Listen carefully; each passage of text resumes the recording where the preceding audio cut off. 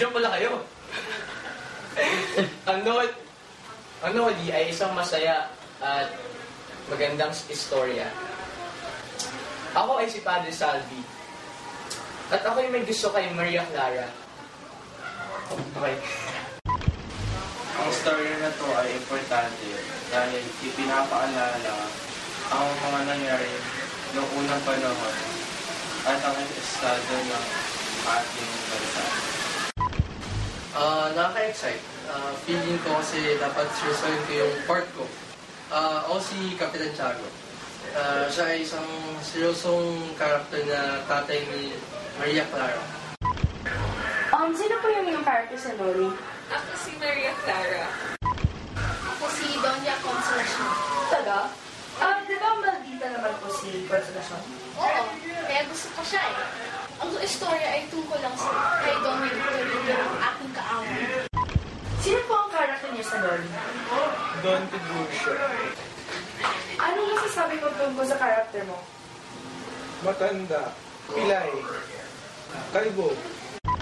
So, ano po yung role niya sa Noli? Ako si Doña Victorina! Ano pong nararamdaman niyo po tungkol sa litratong ito?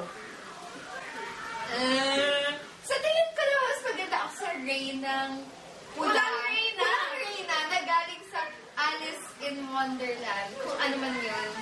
Pero, di ba baboy ang hawak niya?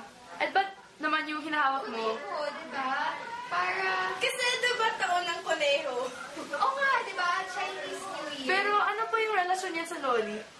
Yung alin? Ng kuneho po. Bakit ba? Masama ba yun? Masama ba pag Tinatanong ko lang po. Tinatanong ko lang po.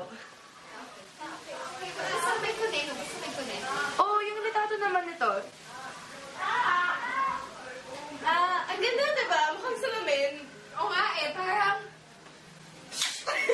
parang ganda. Magkakambal ba kayo? Ha? Magkakambal ba kayo? So, bakit dalawa po kayo? Bakit? Gusto mo? Tinatanong ko lang po. Ikaw lang. Wala kasi sabi na bawal naman eh. Kaya nga, papanoorin nyo ang aming presentasyon.